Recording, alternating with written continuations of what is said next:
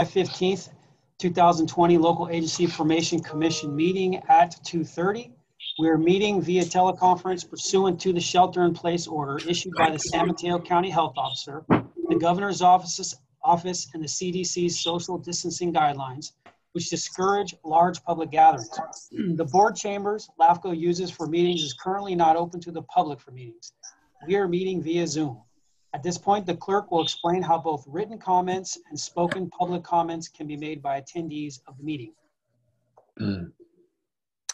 Thank you, Chair. For those attending the meeting on Zoom video conference, we will use the raise hand feature in order to organize any public comments.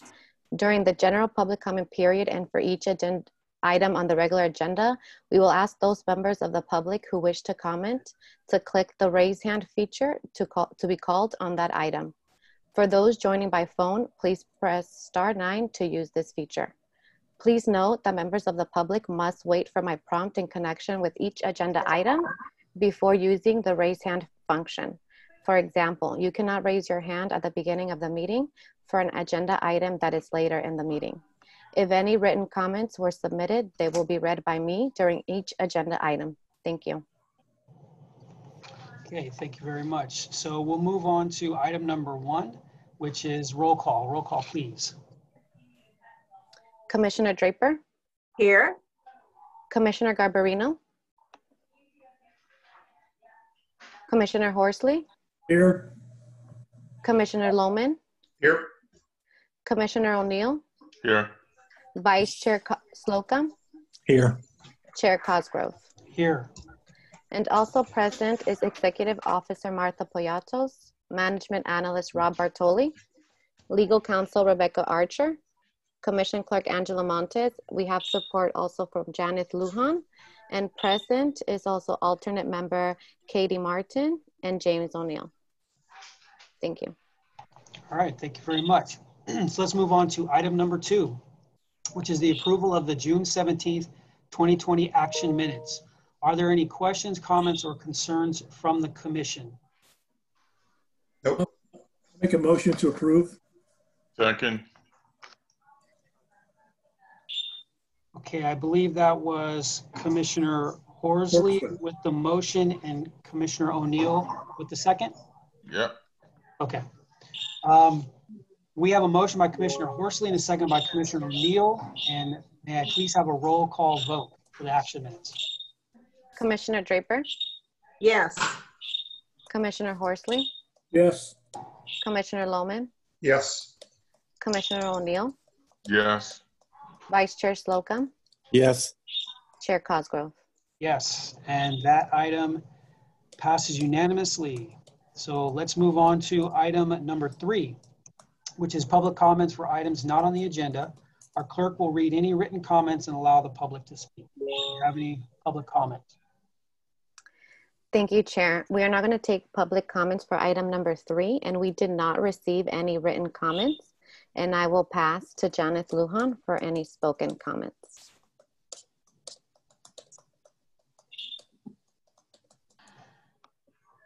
Thank you. We're now opening public comment for item number 3, items not on the agenda. If your hand is raised, your name will be called for this item. I will lower your hand after you speak. So those joining by phone can press *9 to raise your hands now. Please raise your hand if you would like to speak on this item. And I don't see any hands raised for this item. All right, so we will then move on to item number 4. This is applications received and not certified as complete and ready for hearing. It's an informational only item. I believe we don't have any, correct? That is correct. All right, thank you very much. So I'll move on to item number 5, consideration of municipal service review circulation draft for the San Mateo Resource Conservation District. And may we please have the staff report. Thank you. Good afternoon, Chair Cosgrove and Commissioners. Item 5 is circulation draft of the municipal service review for the San Mateo County Resource Conservation District, for which you've received a July 8th staff report, cover memo, and the draft report itself. The report focuses on the availability, need, and performance of public services provided by the San Mateo Resource Conservation District. The previous MSR for the district was completed in 2006, and you'll hear a little bit more about that. The district's mission is to help people protect, conserve, and restore natural resources through information, education, and technical assistance programs. Next slide, please. So by way of background, the district was formed in 1939, and it was the first soil conservation district in California. This map shows the original boundaries of the district that included northern San Mateo County and coastal areas, with the southern boundary going as far as Montera, or actually excluding Montera to the northern boundary of Montera. Subsequent annexations included the mid-coast area, Half Moon Bay, and the coast side, but these annexations excluded many urbanized areas, including El Granada, much of Half Moon Bay, La Honda, Pescadero, Memorial Park, and Portola State Park. So it was a large annexation, but it had areas that were excluded because they were developed. And then in 1954, the RCD board and the county board of supervisors jointly took action to detach several subdivisions in the North County because they had been developed. And those included Broadmoor, Westlake, Winston Manor in South City, Pacific Manor, Southwood, Bury, Avalon Park, Brentwood, Lindemar, Valamar. And so these were areas that were originally included, but as the county became more urbanized and developed rural, mostly farming lands, this territory was detached from the RCD. And Rob will be showing a map of the current boundaries of the district. And the map is also included in the report that you received. Also pertinent to the kind of evolution of the district is that in the 1970s, California Public Resources Code expanded the purpose of RCDs to include related resources, including fish and wildlife, so beyond just the soil conservation. And today the RCD works closely with the county and other agencies on a broader set of resource management areas, including sea level rise and climate change. And next slide, please. The first MSR completed in 2006 was when the district had very limited staffing, and which was augmented by a fairly active volunteer board of directors. Since that time, the district's grown from a staff of an executive officer and part-time finance person in 2006 to a staff of 16 full-time equivalent positions. And while the operating budget varies from year to year, the last 5 fiscal years has been in the range of 1.9 million to 13 million because of the grant-funded projects they manage, compared to their budget in 2006 of 176,000. So that really gives you an idea of how they've progressed and expanded. But one consistent challenge the district faces is the low and stagnant share of the property tax, which was $40,000 in 2006, and in the most recent fiscal year is $65,000. And of course, that is related to the district, including territories that are undeveloped largely, and quite often under Williamson Act or publicly owned, so they're not assessed at all. And Rob will be going over that. With that, I'd like to turn the presentation over to Rob. Thank you. Thank you, Martha. So for the Municipal Service Review, these, as a refresher, Municipal Service Reviews are intended to serve as a tool for LAFCo and other public agencies, and the public as well, to better understand and the service delivery options for those agencies. There were 2 draft documents that were circulated: the administrative review draft and the circulation draft, which is before you today. And those are both sent to RCD for comments. RCD has submitted comments on the administrative draft, which is to check factual information, making sure that we have the data and the services provided correct. There's also comments from RCD that were more subjective in nature, and those will be implemented and included into the circulation draft. In addition, RCD will have additional time to review and comment on this version. The report identifies the required areas of determination that are required by Cortese-Kirchberg regarding the financial ability agency, accountability, shared services, population growth, and any disadvantaged communities, as well as analyzing two local policies that the Commission has adopted regarding water and natural hazards. Regarding the report and some of the key issues that we found in the circulation draft, as Martha mentioned, the district receives limited property tax revenue due to the rural nature of the parcels that are within the boundaries of the district. A number of those parcels are under Williamson Act contracts, are publicly owned or nonprofits, so they're either assessed at a very low rate or not assessed at all. The district relies heavily on grant funding for sources and contracts with government agencies, particularly the county parks and county Office of Sustainability in particular. These funds come with very specific requirements about how that money is allocated. Staffing is tied to these grants and contracts. So as projects are taken on, staff can be put on those contracts and augmented with them, and additional staff can be brought on. But again, it's limited in many cases to the grant use. So if there are non-grant positions, they're rather difficult to fund because of the low general money that the district receives through property tax, particularly. While the district has partnerships with the National Resource Conservation Service and RCS, the county and has explored shared services in the past. This could be relevant again in light of potential budget impacts due to COVID-19 and the shelter-in-place order. It might be worth exploring once again with those impacts. As Martha mentioned, there's two maps as attachments to the Municipal Service Review. This one shows the RCD zone in the blue, which is the boundaries of the district. The Williamson Act contracted parcels are in orange.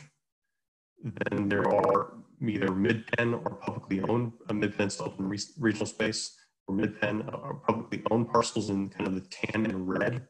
And then there's also timberland preserve zone parcels, which are in the southern part of the county in green. And again, those parcels that are in those categories either are not taxed at all for property tax purposes or taxed at very low rates. So the bulk of the property tax that parcels that are not in one of those categories is actually more towards the northern part of the county in portions of Daly City, San Bruno, and South City. There's also a large chunk at the southern end, south of Pescadero. Currently, as part of the circulation draft MSR, we have the staff has proposed several recommendations, including that the county and the district to consider annexation of areas already served by the district to accompanied by a property tax transfer as a more stable source of revenue in lieu of the annual grant that the county provides. The county has provided this grant to the district the last several years.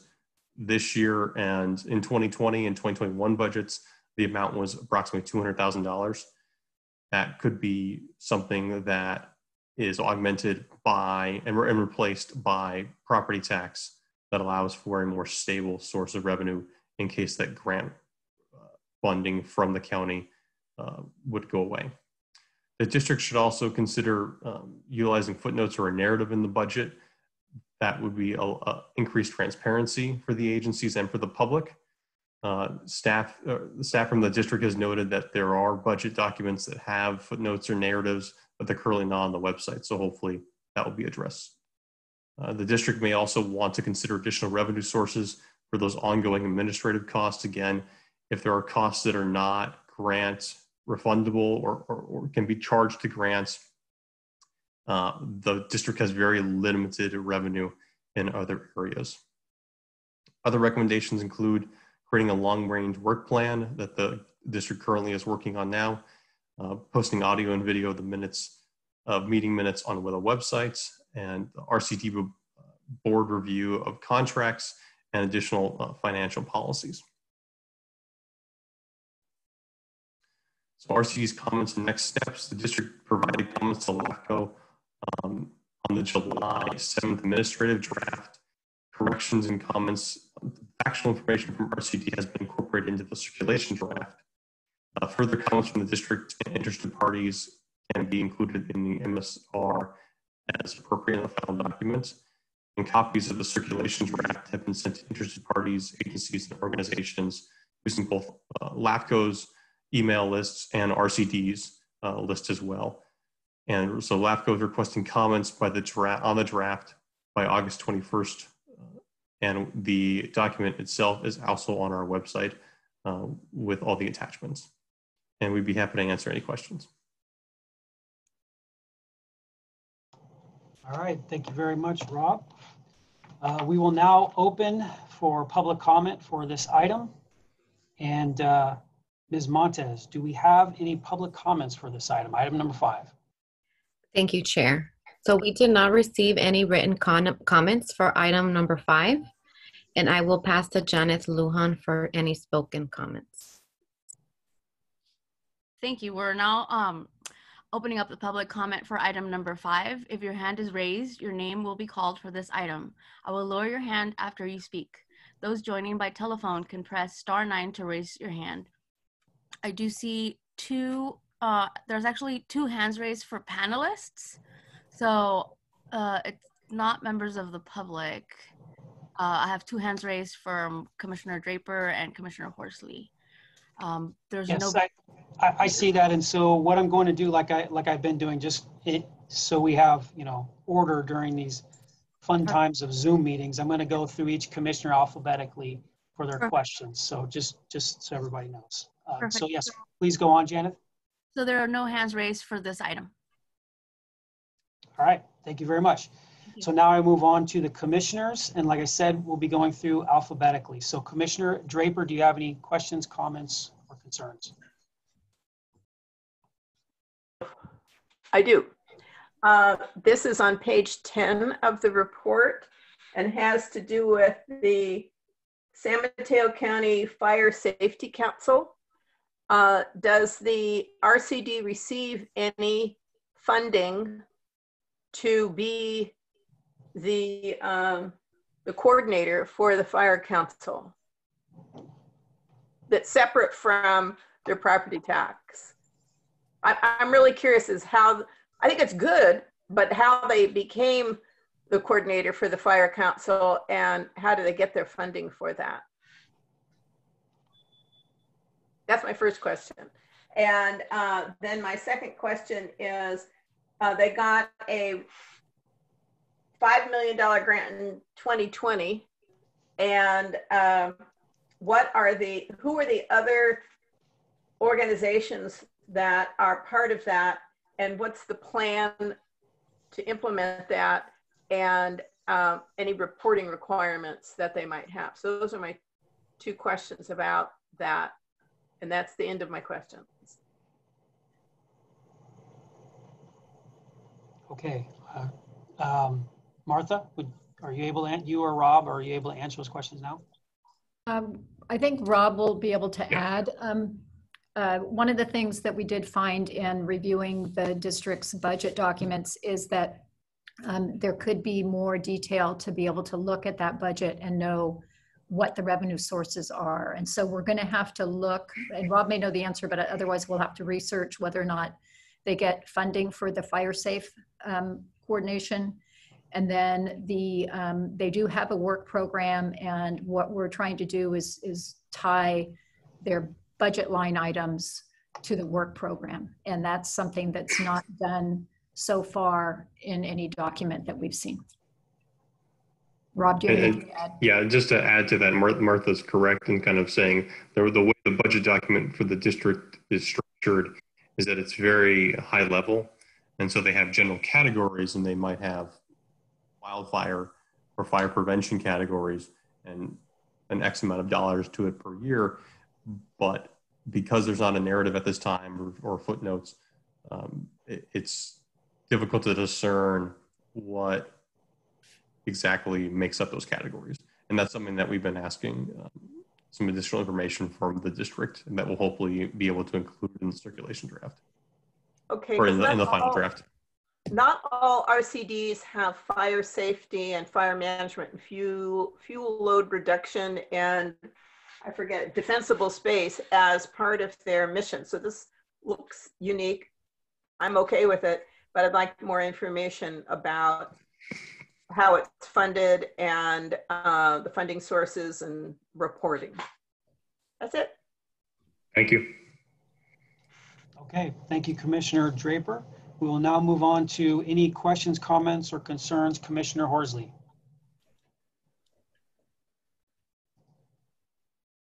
You're on mute, Commissioner Horsley. Thank you. I was just going to answer Commissioner Draper's question. The fire safe position is funded by Measure K from the county. My question had to do with the annexation of areas. Now, what areas would be eligible for annexation? Are we talking about annexing, for example, Half Moon Bay or South San Francisco, or is it portions of unincorporated county that are not part of the district? It's hard. I did see the map of the area, and but I'm not really sure about the where they would potentially do the annexation. And the other is how would the district go about annexing additional areas? Does it have to be a vote of the residents of that district, or is it something that the governing agent of that district could agree to? Through the chair, Rob, could you put the map up again? And one of the things that the district deals with is a runoff. And so quite often, because of gravity, there might be a problem within their boundaries that's actually caused by territory uphill from the district's boundaries. So what we have asked the district to do is identify areas that logically where there's nexus to the services the district provides and the district's trying to solve. So we should be getting some information from them, recommendations on which areas. Some of them should actually probably be the areas that were excluded. I noted there were areas on the coast side annexations that were excluded that would logically perhaps be included. The process would really be that the district would apply by resolution of application to LAFCo for annexation, and that annexation application would then trigger a property tax exchange negotiation. And that's where also in this next round, as we move forward with the circulation draft, we would want to look at the math of how much property tax would be generated depending upon the areas that would be annexed. In particular, considering that even with some of the developed areas that they have in their boundaries, they're only at about $65,000. It's presumed that the property tax exchange would be between the County of San Mateo and the district. And it would be, I think, looking at the fact that the county is currently providing grant funding to the district, it would be a way to, rather than have a line item of a grant each year, it would be an effort, or the goal would be to create a sustainable funding source into the future by a property tax revenue source. Thank you, that makes sense. I would certainly be willing to support that, so thanks. Okay. Okay, any other questions, Commissioner Horsley? All right, hearing none, I'll move on to Commissioner Lohman. Commissioner Horsley asked my main question. I had concern of, how that works and that sort of thing. A slight add-on to that question is, do you have any examples from the recent past where this has happened, or the style of properties that were annexed, or is this a proposal for the future? Through the chair, this is a proposal for the future. There haven't been no changes in the boundaries of the district since the 50s. So, and there have been no good examples of other non-enterprise districts, for example, the open space district, or the, well, in the case of the mosquito abatement district, 2003, the district had an annexation that made it countywide because of the West Nile virus. And in that case, in lieu of a property tax transfer, the approval was conditioned upon a benefit assessment in the annexation area. So that doesn't really apply in this case. So this is kind of new ground for the commission and for the district. Okay, thanks. I would just like to add a quick plug for the RCD, since The three agencies I work with most on the coast here, the Sewer Authority, Mid-Coast Side, the Granada Community Services District, and our Ontario Water and Sanitary District, all work with RCD, and we provide funding and manpower for one of their big projects out here, which is the first flush, which is the night of or the immediately after the first big rainfall. Everybody goes out and measures all the runoff in like 12 of the main creeks out here on the coast. And that's used over many years now to show pollutants, metals, everything that's in all these creeks and what gets into the ocean. So that's an extremely valuable program, and we're happy to participate in that every year. So that's it. All right. Thank you very much, Commissioner Lohman. So moving on, Commissioner Mike O'Neill, do you have any comments or questions, concerns? Just a comment in terms of, is there any interaction with the agency in regards to the recently formed sea level rise committee for the county? Because it's like, that's supposed to take you had mentioned there's water coming from outside this district going into this district. Is there any sort of interaction or look at a duplication of issues or anything like that? Not to my knowledge. I think there is probably fairly clear segregation of duties in terms of, I think the new flood control and sea level rise agency is really going to focus on the sea level rise component. And they're still in their kind of infancy. So we can make that inquiry.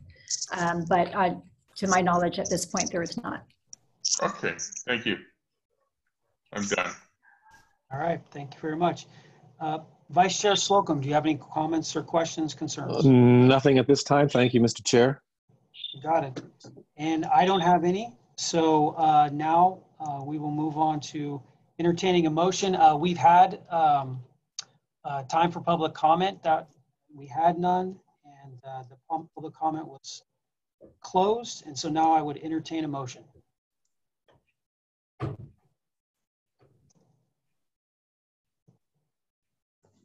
To accept or not? The specifics of the motion. If you look at the presentation, basically item 3 is where we're at, correct? Correct. Yep.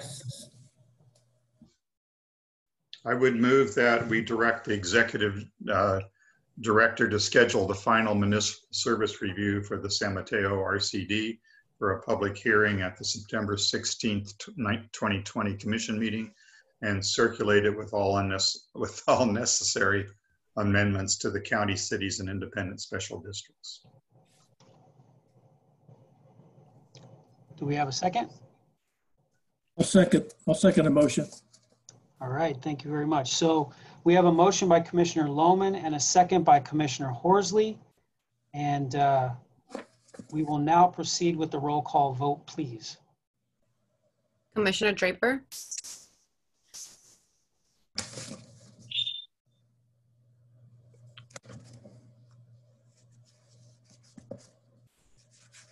Commissioner Draper, I think you were on mute. I didn't hear.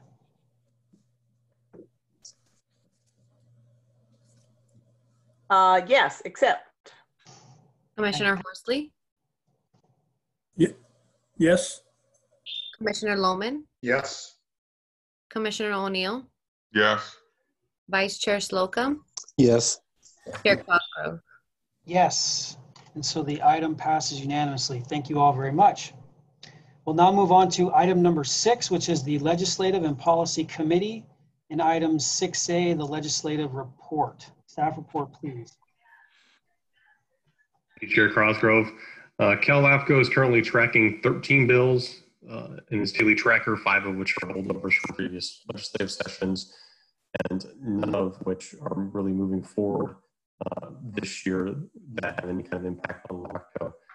Just a brief update, though, on the state budget. I'm sure all of you have heard from your agencies or your agency groups that since the return of the legislature in May, The focus has been on the state budget and COVID response, and that the state budget was approved on June 9th.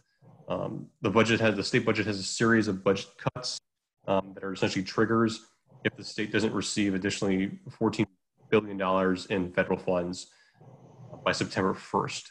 And these trigger cuts include reductions of county realignment, backfill, and deferral of state payments to algorithm Prop 98 school funding. There's also additional funding for direct coronavirus aid to cities and counties in the adopted budget. We'll keep tracking any kind of budget changes that may impact any member agencies. And that concludes my report. All right, thank you very much. We will now open for public comment for item 6A, legislative report. Ms. Montez, do we have any public comment? Thank you, Chair. We are now taking public comment for item 6A, and we did not receive any written comments. And I will pass to Janet Lujan for spoken comments. Thank you. We're now opening public comment for item number 6. If your hand is raised, your name will be called for this item. I will lower your hand after you speak. Those joining by telephone can press *9 to raise your hands. Seeing none, no hands are raised. Chair Cosgrove. All right, thank you very much. So we'll now close the public comment, and I will go through each commissioner alphabetically for any questions, comments, or concerns. Commissioner Draper. I have none. Thank you. Commissioner Horsley.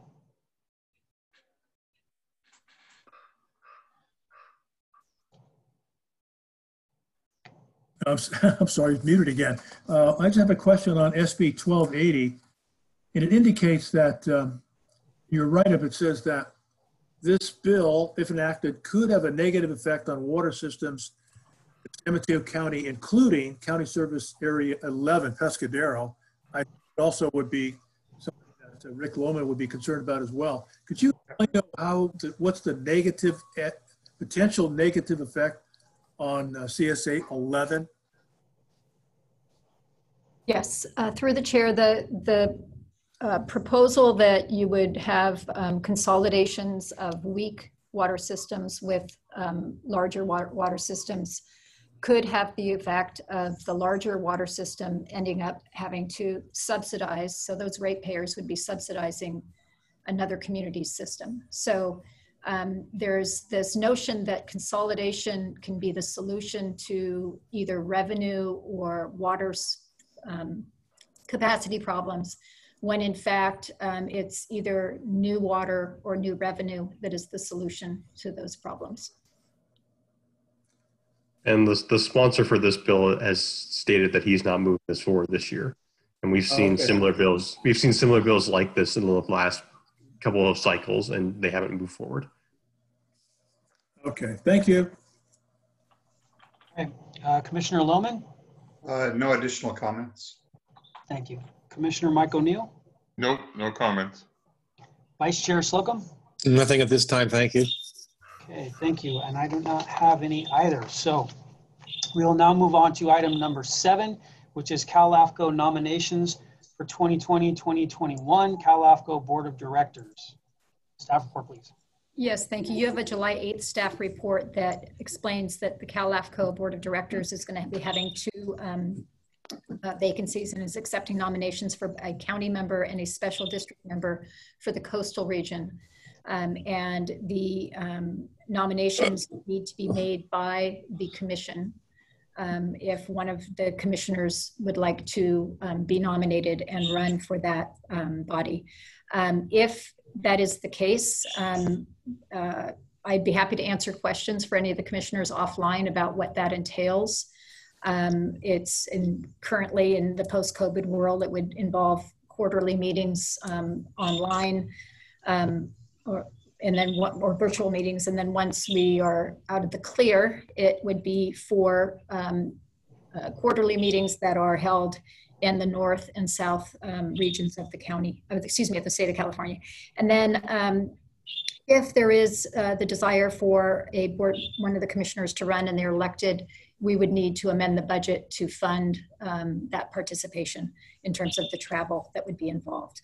And nominations are due by September 22nd, so there's time for the commissioners to think about that and request to be nominated. And then also you have the LAFCo quarterly report, which LAFCo continues to work hard for us or for all the members. And it's actually full of rather good news, including a local LAFCo baby. Also, the other good news is that we were anticipating that the executive director, Pamela Miller, was going to be leaving LAFCo, and she's now decided that she's going to be able to stay on with us. And that's good news in terms of her being just an excellent asset for the state association and the executive officers on a regular basis. And that's all I have on that item. Okay.